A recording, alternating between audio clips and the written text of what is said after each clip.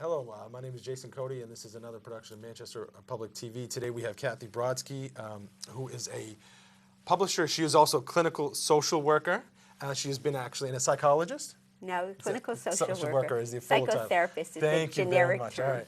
And then we, for the last 41 years, and in the greater Manchester area, Concord for a little while, then Manchester. But we're actually talking with Kathy today because Kathy is a writer. And she does children's books. She didn't start off as doing children's books. Her first book is Moments in Our Lives, and that's the first book that got Kathy going. And I've actually read some pages from this book, and it's actually a wonderful, very touching book. And we'll go over a little bit more of it in a little bit. I'm just going to try to highlight the order of Kathy's books first before we even start the discussion, so you guys can understand the progression of what she started with and how she went about. My Bent Tree was actually her first children's book. This book was the inspiration, and we'll go over what the inspiration was and how they all connect, which is actually kind of an interesting story in itself about how each book connects with each other. The Inside Story was Kathy's second book. Which I have not actually had the pleasure of reading, to my kids, but My Bent Tree I did, and Stover, which you'll see the last book, she has another one coming out, but we don't have that copy yet, or you actually haven't done the copy yet. No. Just Sniffing Around would be her third book, and Persnickety. Fourth one that Kathy, let's see if I can get the glare off there. Yeah, and we'll go over each individual book and kind of what they entitle and what the winner is. And the last one, which I read to my children actually this weekend, was Stover, and I'm a big fan of this book. But Kathy, I'm going to slide these on over for you, just so when you Kathy, you're also an award-winning. You actually which book did you win the award for? We won for the Preferred Choice Award by Creative Child Magazine, yep. 2000 for Stover, and the winner is just a few weeks ago. Mm-hmm. And My Bent Tree and The Inside Story won for the Green Book Festival. Did we get it right? Yeah, we're good. Very good. Last year. Wonderful. Now, the reason why we're having you on here, I actually saw a presentation you did in front of Child Health Services, but you also have been in the West Side Library a couple of times, and you also visit very many schools discussing these books, because a lot of them have a theme of how to help children cope with situations and so on. But before we get into the books themselves, let's talk about you. You have been a clinical social worker for 41 years. What brought you into doing that, and just describe, yourself a little. Well, I was always interested in people, and originally, way back, I was going to be a physical therapist. As a kid, I thought I was going to be a physical therapist. I had polio when I was little. My mom helped me through it, and I thought that would be the obvious choice to be a physical therapist. But then in high school, I realized I was lousy in math and science, and I'm sure a lot of you people can relate to that. And so my mom said social work, and it's been the right fit. I like to talk to people, and I'm interested in people, and it's a very rewarding field, and it can be done anywhere. Now, did you move here? Did you live here your whole life in the Manchester area? How did? I grew up outside of New York City, and I moved here in 1970, and I've been here ever since. Wonderful. And any kids? Or did you two write kids. these? Yeah, I have two kids. They're now in their 30s. Oh, okay. Well, let's get. Thank you very much for that. Let's kind of go over moments in our lives. What was the reason? Why does a clinical social worker decide to, hey, let's write a book? What gave you the motivation to do Well, that? it was really kind of a fluke. This is Moments in Our Lives. It's my mom had a birthday, and I put a little poem in with family invitation about almost 11 years ago now, and I said, this is fun, and I just started writing. And you have to write what you know. I always tell the kids when I go to schools, you have to write what you know. You can't write what you don't know. And my first poem was about swimming, because I swim all the time, and how bathing suits fade and get saggy. It was called Ode to My Suit. They fade and get saggy. And I just kept writing and writing, and when you do something you've never done before, you have to get kind of validation from other people. And so I would bring these poems into friends and stuff, and they encouraged me. And then I did little cards and refrigerator magnets, and everybody said, you have to do a book, you have to do a book. And as a therapist, you hear everybody's story. So Moments in Our Lives is like an intertwining of all our stories, kind of interwoven in a chronological way. The first one is about a baby deciding whether or not to show up or not on the birthday. And you know, it's nice and warm in here. I don't know if I want to go out. And as I say to groups when I start, I often read that one first. And I always say, we all decided to show up. You know, we decided to be here. And it goes right up to losing a lifetime partner. So some are funny, some are serious. There's something in that book for everybody. They all hit home. So you decided to write Moments in Our Lives, and then you thought you were done, didn't you? I thought I was done. You thought, you know what, I got it out. That's this is right. it. I This don't is need to it. do this anymore, Yeah. and everything. And then all of a sudden, what happened?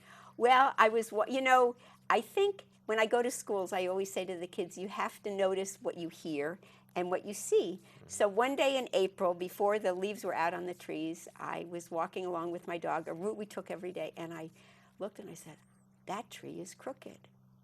And I said to myself, that tree is crooked. And the next day, the first 4 lines kept coming to me.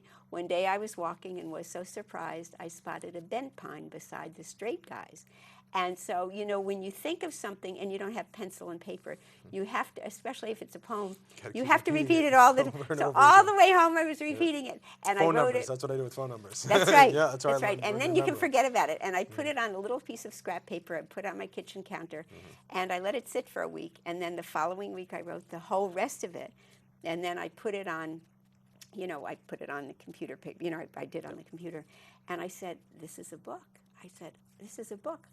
How am I going to, you know, I'm going to need an illustrator. And it was really kind of learn as I went. I really, one step led to another, which led to another. I didn't have an illustrator. I didn't even know how to find an illustrator. And it was kind of funny. I was taking Argentine tango lessons. And the tango instructor. That's one heck of a beginning of a yeah, story. isn't it? And he said he was an artist. So, you know, I tried a couple of other people before, but that didn't work out, just for, you know, very short time.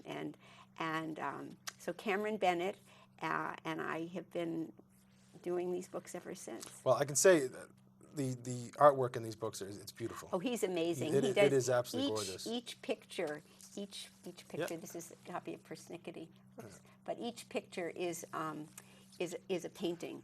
It's not done, you know, with a computer. Each one is a painting. And so then I realized, and then I didn't know how would I get it printed, you know, all these things. And my electrician said you have to go to Printer Square. So I went to Printer Square, and they kind of took me under their wing. Karen Lapine from Printer Square showed me. She said, well, let's get this out. Let's see who can do these dimensions that you're looking for. And then Jostens, they do yearbooks. That's why my books are so solid, because you know, yearbooks stand up forever. And so you know, I think in life what's important is that you have to be open to something new. You can't just Exactly. Well, we were just talking about how did you even begin? Like, that was my I am going to be the last person in the world that's ever going to write a book. I can tell you that much, because I am a terrible writer. But what made you? What did you do to prepare yourself to even start printing your first book or writing, or what did you do? Did you have to go for a class? Did you go to school? I didn't. I took, before I did Moments in Our Lives, I did take, it was the best, I always say the best $85 for 6 weeks I ever spent at Community Education in Concord. You know, they have the courses at the high school. Wonderful colleges around here. Yes, and wonderful colleges too. And I took a course on how to publish your book, and so that's how I started. But then I, as I said, Moments in Our Lives, I thought I was done. But then with the picture books, it was all brand new, because originally Moments in Our Lives was printed in Concord at Town and Country Reprographics. Then when I did it again, I realized I needed to have a company that would do it a little bit, that would be more affordable. So I had them printed in Ohio. But I really thought I was done. You know, you think you're finished, and then all of a sudden something happens, and you think, wow, I have to do something else and something else. So why didn't, maybe because of what the bent tree. I guess you geared it towards children. But was it something you were thinking about gearing towards children, or did you just think you were just going to write another adult type book? No, you know, it's funny. I think each one, and I've heard other writers say the same thing. Each book, when you start it, you don't know exactly. You want to it's right there. Yeah. Why don't Here's we, my bent tree. Yeah. My bent tree. Whoops. You have no idea exactly where it's going to go. You start off, you know, I started one day I was walking and was so surprised I spotted a bent pine beside the Why don't you straight read the first page out of the book, just so you know you can kind of understand and tie it into the story. One day I was walking and was so surprised I spotted a bent pine beside the straight guys. Who's the girl? Is that supposed to be you? No, you know what? It was funny. It's such a great question. Yeah. When we first did it, Cameron had the little girl have red hair, and we have a red bird. Where is he? He's somewhere. I think he's in the top There here. he is. He's right up here. And a bent tree. And I said to Cameron, after we did this book, let's have each book have somewhere in the book. Oh yeah. The bent tree, the red bird. Yep. Here's the bent tree, the red bird, and the little girl. So each book has it. Even Stover has it. The little girl with red hair. You probably can't get it. That's fine. Whoops, way in the back. There you go. And the bent tree is over here. And here's the bird lifting barbells. So you have a connection from every single book. Each book has that connection. And some of the characters in a prior book show up in, for example, in The Winner Is, which is a book about a dog who wants to win a cat contest. And it was kind of neat how this came about. I had no idea. You know, again, you have to pay attention to what you hear. When I did Persnickety, could you just hold Yep, not a problem. When I did Persnickety, I didn't have a cat. And so I thought, where are we going? Where the illustrator likes to work from, you know, from something real. An object, yeah. Yeah, an object. Picture And so I was working out one day. Again, you never know where you're going to get an idea. And I said, we'll have a cat contest. People will send in pictures of their cats, and they'll donate to animal shelters. So we raised almost $700 just locally for animal shelters. Wonderful. We did it locally because Cameron thought that the winning cat would come to Manchester. But cats don't travel well, so that never happened. But the winning cat is named Charlie, and he's from Kentucky. And in all the books where we have a contest, there are 3 runners-up. So the 3 runners-up are also inside the book? In the book, yeah. There they are. It says, they saw me at a shelter and picked me from the rest. They liked my face. They liked my style. They said, you are the best. So here's Persnickety, and here is the first runner-up. And the girl comes the back girl, right again? the second runner-up, and the third runner-up. Oh, wonderful. So, and so when I was doing this contest, I saw a couple of guys I knew. I said, do either of you have a cat? Because I thought I was going to tell them about the cat contest. And one of them said, no, but my dog Annie could win a cat contest. And that became the idea for The Winner Is.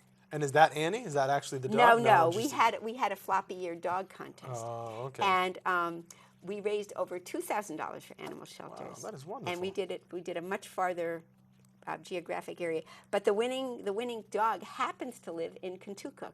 He lives in Kentucky, and he sits outside of the auto body shop every day. And so when I was in Hopkinton giving a talk, and I showed the next book, and I showed the picture of the dog, the kids said, we know that dog, we know that dog. So it's really kind of neat, you know, to have the local, you know, the local flavor too. So this is, yeah. And these books are all, I assume, in the West Side Library? Yeah, I think they're all there now. Yeah, so if anybody wants to visit it in the hours that they're open, please do. Go ahead. Yeah, and so you just never know where something is going to lead. You really don't, and that's what makes, I think that's what makes life fun, because every day is a little bit, you get up in the morning and you think, well, I'm going to go to work, I'm going to do this, or I'm going to go to school in terms of kids. But you don't know exactly how the day is going to go. No, everything's a surprise. It is. Most times, anyways. Yeah, and sometimes it's good surprises. Good surprises and bad surprises sometimes. So you went through, you had contests for the floppy ears, you had contests for the cats. Explain Stover. Stover, well, Stover actually appeared first in The Winner Is. Oh. Stover, the winner is about a dog who wants to win a cat contest. And so he has to do all these things to be cat-like. He has to, he learns to purr and meow. Whoops. He learns to purr and meow from Felix, the parrot. And he gets contact lenses. And he does, because cat's eyes are different. And he has to get claws. He has to get, whoops, can you guys see? Yeah, right there. There we go. He has to get claws. And here he is with Stover. And it says, cats groom themselves. They lick all over. How will I learn? I'll ask my friend Stover. And it was just going to be silly because Stover was a pig in the mud. Yeah. And a couple of people said to me, you have to do a book about Stover. So that's where Stover showed up first. So the books are kind of all connected in some way. And then Stover, again, he just kind of wrote himself. I sat down one day and I started writing about Stover. And Stover goes to the gym. Stover, especially in this day and age where kids are sitting on the couch and not moving, Stover is a little pig who goes to the gym. First he plays in the mud, because and then he goes to the gym. He does aerobics, he does yoga, he swims. The swim team wants him because he's so good. And I mean, he's just here. I'll show you.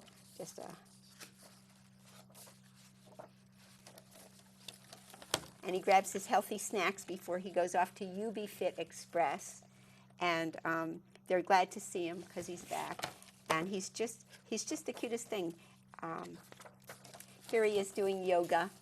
He does yoga. His body bends well. And he holds all his poses. The class thinks I'm swell, it says. And then at the end it says, find your way to fitness. The gym is my game. I love being healthy. Get fit, do the same. And there are all sorts of activities. I don't know if the camera can pick them up.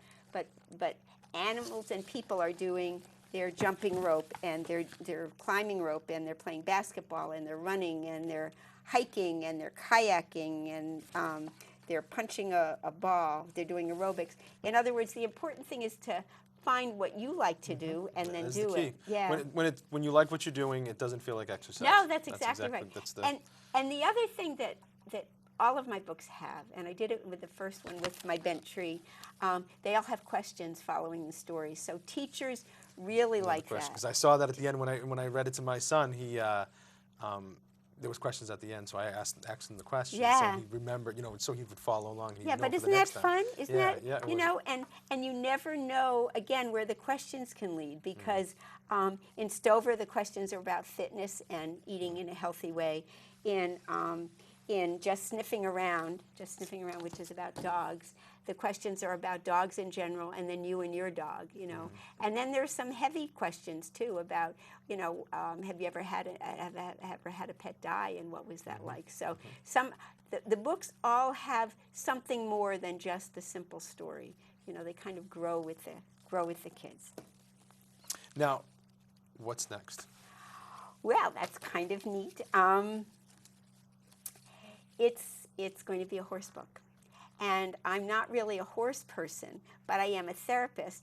So I thought I'll do a book about a therapeutic riding horse. And it's called A Horse Named Special. And he's about a horse that I don't want to give it away. But give an overview. Overview. This is a horse who used to race around the ring, and then something happened to him, and then he regained his strength again, and now he's the therapeutic riding horse, and he helps people. He helps children and adults really change their lives. And it's really, again, we had a contest. We had a contest, a horse contest, and the winning horse is from. He's boarded in Chichester, and the owner lives in Raymond, so he's local. So it's interesting for all the contests, even though we've announced them with a wide geographic area. All of the winners happen to have been. I mean, it was blind for the judges as far as where the animals came from. They all happen to come from New Hampshire, which is kind of neat. That's awesome. Yeah. Wonderful. Good. Kathy, these are absolutely wonderful books. Now, if people wanted to get these books, they can go to your website, kathybrodsky.com. Yeah.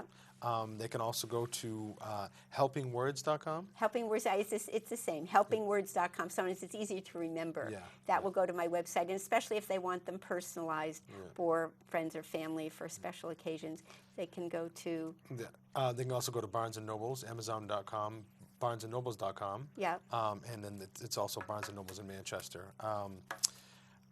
Kathy? And I'm sorry. Hooks at Agway. Okay, Hooks at And Agway. Concord Agway, and also the Teach and Learn shop. It's all over the place. Yeah. Thank you very much for coming. Thank you so much. These are wonderful books, and you do a great job, and it's amazing. And thank you very much for sharing your story. And hopefully, if you're going to be reading at one of the libraries, we'd love to tape you there. Or if you're going to be at one of the local schools in Manchester, we'll definitely get that on there, and so people can see what's going on. Terrific. Thanks so much, Jason, for having me. No problem. Thank you very much for joining us again on Manchester Public TV, and I hope everybody has a wonderful day.